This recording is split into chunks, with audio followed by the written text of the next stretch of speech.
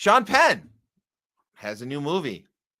It's called Words of War. It premiered May 2nd here in Hollywood and all over. You guys can catch the film if you want to check it out. Sean Penn, activist, humanitarian, kinda, or is he?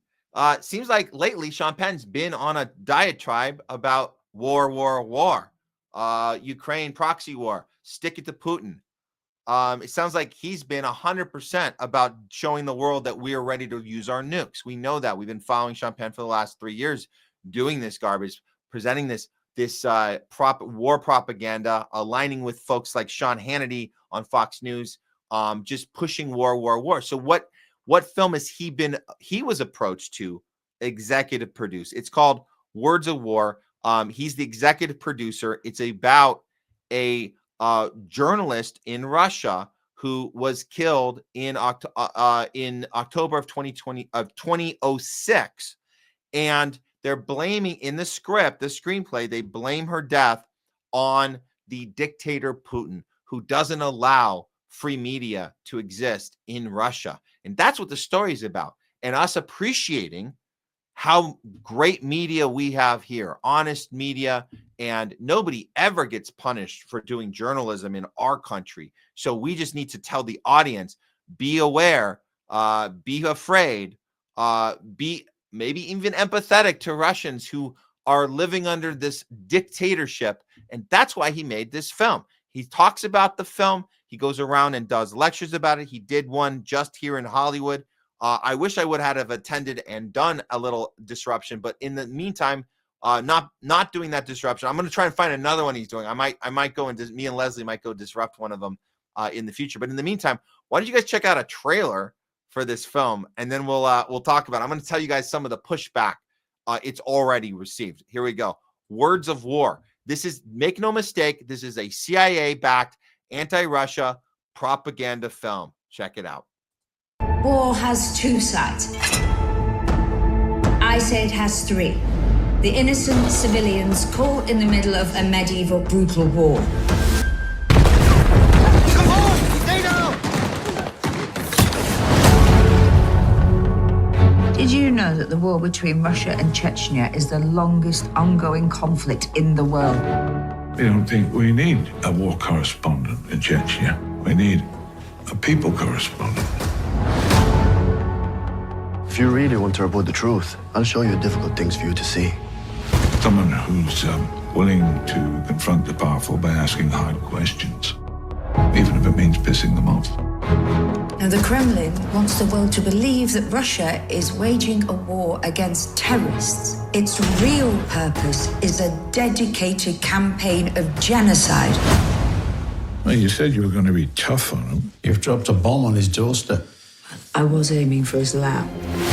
If you choose to be a journalist in Russia, you have to accept the risk. Your wife, she's making quite a name for herself. Bit reckless, do you think? So she's well aware of the danger she's in, so. But are you?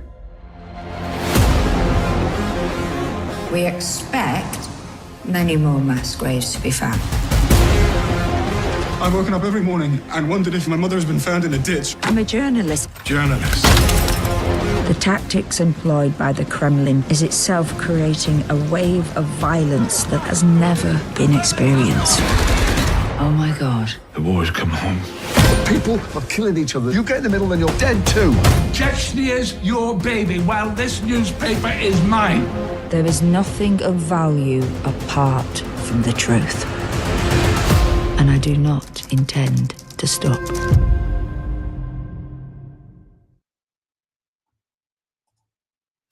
There's nothing of value apart from the truth, and I do not intend to stop. That's the line delivered by the actress who plays Anna Politkovskaya. And it seems that the family of Anna, the journalist, isn't too happy about this movie and the way she's being depicted in the film. This is a BBC article that came out just a few days ago. Let me bring it up and we'll take a look at why the family seems to be a little upset at this portrayal of the main character in this film. Okay, this article from BBC didn't get into what I was hoping. We covered this on Garland's show yesterday on Garland Nixon. So you want to go check that out. He found the article, and I lost the link to it. But she had other family members that were upset about this. Look, the point is this: when you ask the filmmaker why they're making a film, they generally, if it's a filmmaker who knows what they're doing, and this director knew what he was doing. Sean Penn, gets a director that understands filmmaking. So he's been at the panels doing this along with the lead actor, discussing this picture all over, wherever they're going for the premieres. The lead actor, Jason Isaac, you got the director, James Strong. So James Strong discusses this film and why he thought it was important to make the film. And what James Strong says is that he was noticing the relationship between Putin and Trump and saw them becoming very friendly and thought that it was very important that the American people see a film like this so they can understand that that's a dangerous thing. So if you're going into a film as a filmmaker with the intention of using a political maneuver, like I want people to understand how dangerous it is for a president to be having a relationship with their adversary, let's make this adversary look as dangerous as possible. Let's do a story about a journalist who died during journalism. I would say there's plenty of other journalists you can make a story about dying for journalism, people closer into our realm, people who have died under, being killed by Zelensky and the Ukraine NATO regime. We know plenty of people who've been silenced, who've been deplatformed. They've been literally put on kill lists, journalists on kill lists. We know that the entire staff at the Gray Zone is on a kill list in Ukraine. Do these filmmakers care about that? Is that mentioned? I'm not saying don't make a movie about this heroic journalist. I'm saying if you're going to deliberately leave out the part that doing journalism today is probably one of the most scariest jobs right now. And if you're gonna lie to your audience and say that it's a unique problem in Russia to do journalism, and we have some sort of we have this ability to have free press, and we should be grateful of our democracy, and that's what we're trying to save. That is a 100% propaganda. And to go around and telling audiences this is it's despicable. It's despicable, and it's awful that they're going around convincing audiences that we have some sort of democracy and free press when we don't. We don't. No Western country really does. Nobody that is challenging the NATO regime, anybody that's challenging Israel, you do not have free press. Richard Medhurst is a accredited journalist who's been harassed, bullied, kidnapped, detained by Israeli forces, and now has to face trial for the crime of what? Of journalism. Not only that, this they will never mention, and this film will never bring it home. It'll never tell us. You'll tell us about a journalist being killed in 2006. You won't tell us about the journalists being targeted and killed in Gaza. Tens and tens of them targeted and killed in Gaza in the last year and a half. Several of them targeted and killed. We show this on our show. We report on this because we also do journalism. So I consider it a personal insult that Sean Penn and Jason Isaacs and the director James Strong are going around city to city right now promoting this garbage film that's checkboxed, signed off on by the CIA to let you know that your press is free, but Putin's is not. And that's why we got to stop Putin. And we have to stop and bring awareness to how dare Trump have a relationship with Putin. We happen to think he doesn't have a relationship enough with Putin.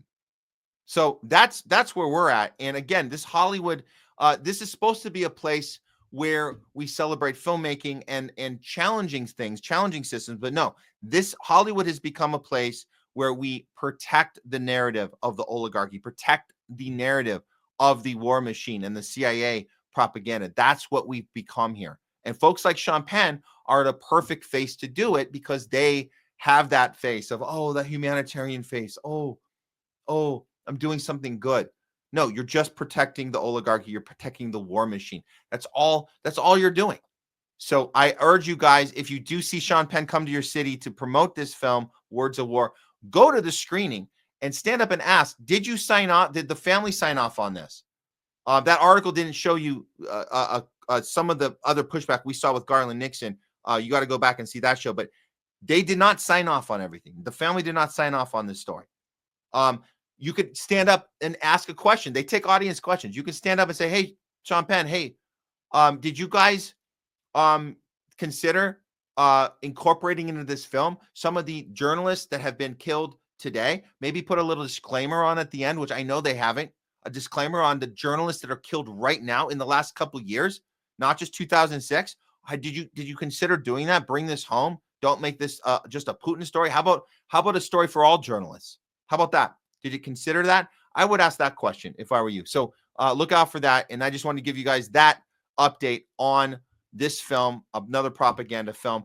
Before we end the segment of HOLLYWOKE, I'm gonna show you guys one more update on the film that we have been talking about here that is actually a film worth seeing. It's called The Settlers. We watched it the other night. It's absolutely phenomenal.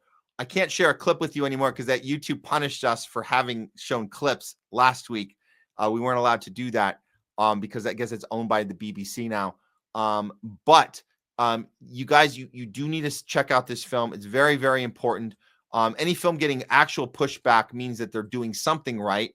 And they certainly are getting the pushback. It's called The Settlers. The filmmaker, Louis Theroux,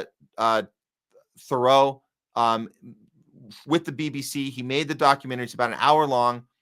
It gives you a full understanding of how Israel was built and the people that come from all over the world as settlers. They're self-proclaimed settlers to take the land that wasn't theirs. And it's the expansionist mentality, nationalist mentality that they expose themselves. We know there's pushback from this 100%. You know how we know? Because the subjects in the film are getting getting punished for being in this film right now. Let me throw that up. Okay, so they're getting what we call Zionist pushback right now for this film, The Settlers. Let's see what's happening. One of the main guys in this film, great dude that Louis ends up interviewing and meeting and walking around the occupied area of the West Bank with. And now that the film has come out, he's getting pushback. Let's see what's going on here. Here we go.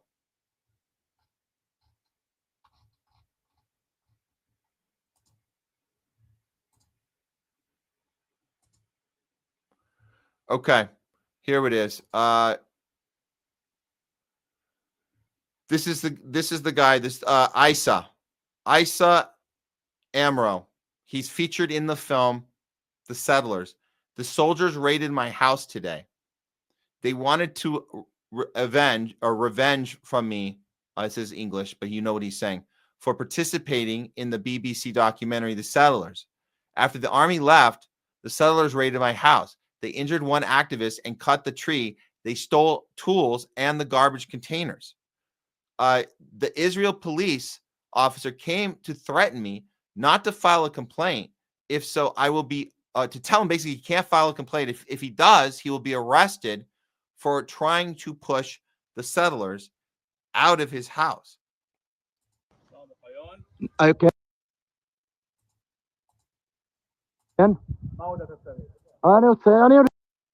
Here we go. I can.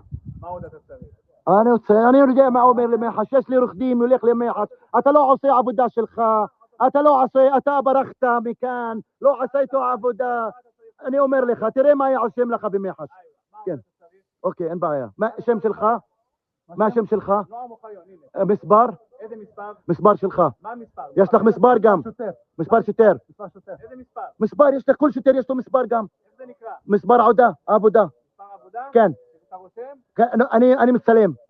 כן. 1, 9, 0, 0, כן. All right. And שנה, שנתיים, בן גביר ילך this. Let's get this one. Hold on.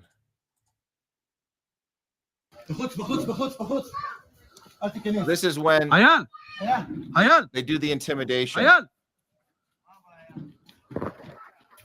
Now watch how he holds his ground. This is the type of behavior. They're looking for physical contact, and they do the intimidation. You see these settlers coming in with their little curly hairs and their little hats, and they surround him. This is the behavior. This is all day long, every day. They have to deal with this. The military does this. The settlers do this. They're occupied.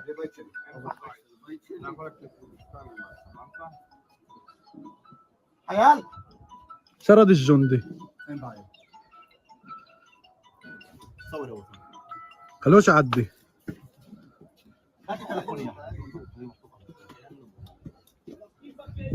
يا حيال ايه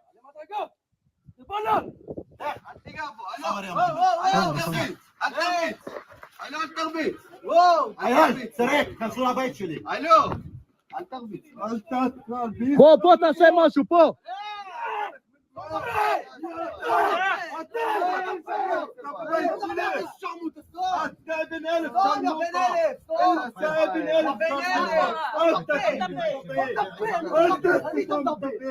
دير بالك على التليفون باش يسرقوك مسكم منين. Now, the part I'm trying to understand is, what are they so angry about? He's in this film. He's in this film walking around showing the thing that they are proud of.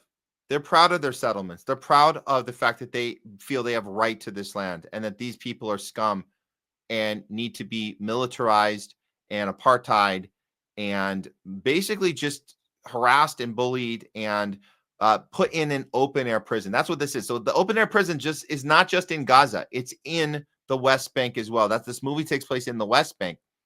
And we get to see it with our own eyes. And the settlers, they speak on camera more than the Palestinian people. The settlers are the ones speaking. They're the ones telling us what they're about and what they're doing and what their mindset is. So it baffles me that these people are angry about a film that gives them a chance to tell who they are. What is the mindset of a settler? Well, it tells you in the film. So if I were you guys, go check this thing out. I feel like Issa, that's this guy's name, Issa Amro. He's very cool in the film, very courageous dude. The filmmaker Louis, he's also extremely courageous, and they know what they signed up for. So I understand, like, this sucks. He knew this was coming. And you know what? Good for him for doing the right thing and putting himself in this position so the rest of us can see this. That's the point. And that's why it's important to make films like this that actually have a message of the people and are powerful and take actual courage to make films like this. And you know this because of the pushback, because the Zionists themselves are pushing back on the film when they're the ones that get the platform in the film to tell their side of things. That's actually what they're doing. And then all the other propaganda pieces come out. They say, oh, the settlers only tells one side. Really? It tells one side. It tells the side of the occupiers. That's the side it tells. So, of course, yeah, you're going to keep seeing smear articles on this thing, but go check it out. It's on Twitter. It's on BBC for now. I don't know how long it's going to be on BBC, but you can go download it on Twitter right now. Can't show you any more clips from it because we get punished by YouTube, but you guys get the gist. So this is how you can tell a good movie is being made when there's massive pushback from the mainstream. That's how you can tell. Versus a film like Sean Penn's, who gets propped up by the mainstream and then has no critique on the actual war machine that it's protecting. So go figure. All right, that is This Week in Hollywoke.